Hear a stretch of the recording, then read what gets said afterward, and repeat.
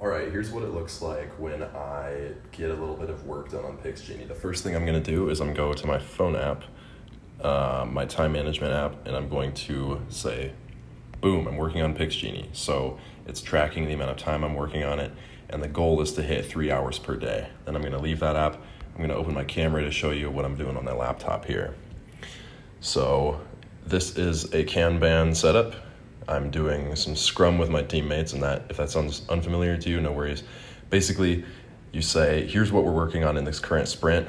The sprint is what's happening in this current week. Here's all the stuff we have to do in the entire backlog. We have a lot of things to work on, but we only work on 3 things per week each in my team because we're doing this part-time building a startup. So the thing I'm going to work on today is optimize mobile view. So I'm going to take that and I'm going to move it to in progress. And this is really good with a team that isn't meeting super often because we can remotely say, hey, look, guys, I'm working on this. And we can call each other and be like, yo, do you need this? Do you need that? What's going on with you?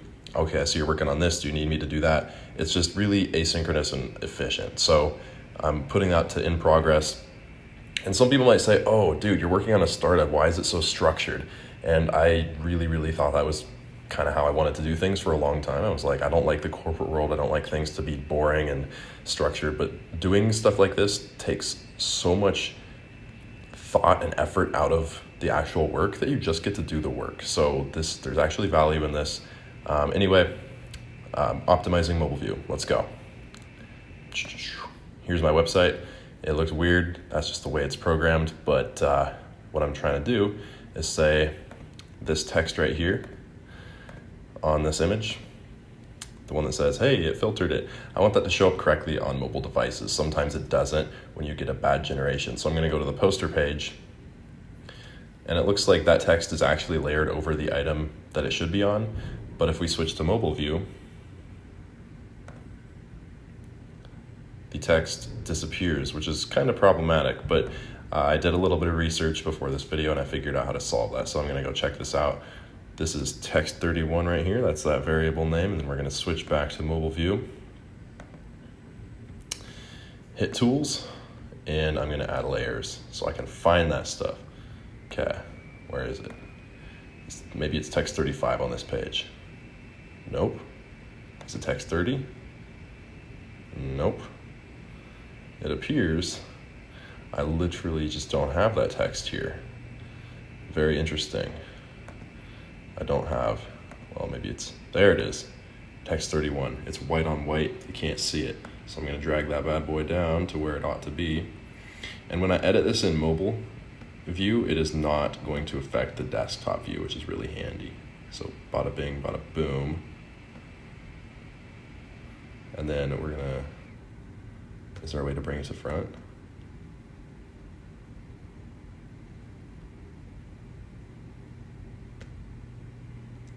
Overlapping items, text field, there we go. How do I bring it to front? Settings maybe? No. Layout, animation. See, a lot of programming, this isn't even really programming right now, but a lot of doing stuff like this is just trial and error. Okay, I brought it to front. Why is it not showing up? What the heck? Oh, it was the image, okay. Okay, so I'm going to Control Z that because I've stacked these things in a pretty particular way. And we're going to go here. Break down. Boom, text 31. There you are.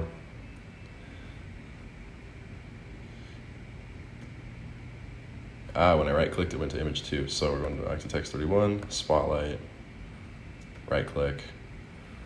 Now we're not selecting the wrong thing. And arrange, bring to front, turn off spotlight. Booyah! Then I'm going to publish that bad boy and check it out in mobile mode in a browser. So I'm going to F5 that. Hopefully it reloads on time. And that's looking kind of weird, so we're not going to do that. Go back to mobile mode.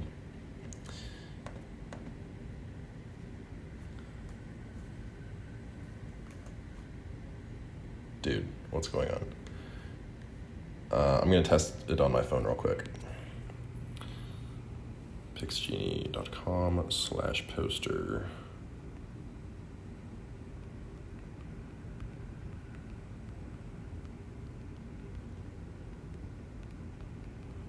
Boom. Okay, it looks normal, and I just published it. So I'm going to type in something that I know the AI is going to filter, because it has a actual text filter. Boom, the text is showing up. Okay, this is good. So now all I got to do, let me take you back to camera so you can see my desktop. This is the weirdest way to record a video ever.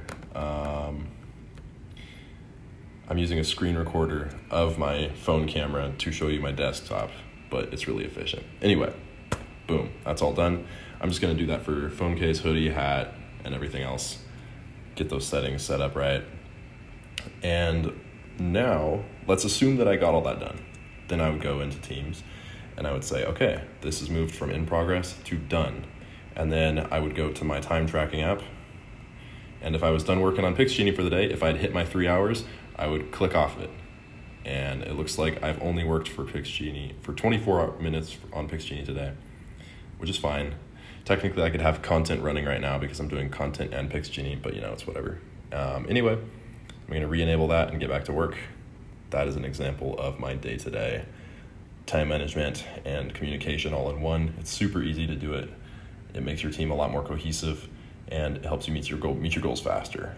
And you can do it for completely free, so I think it's kind of a no-brainer if you're running a small team. Anyway, that's enough preaching.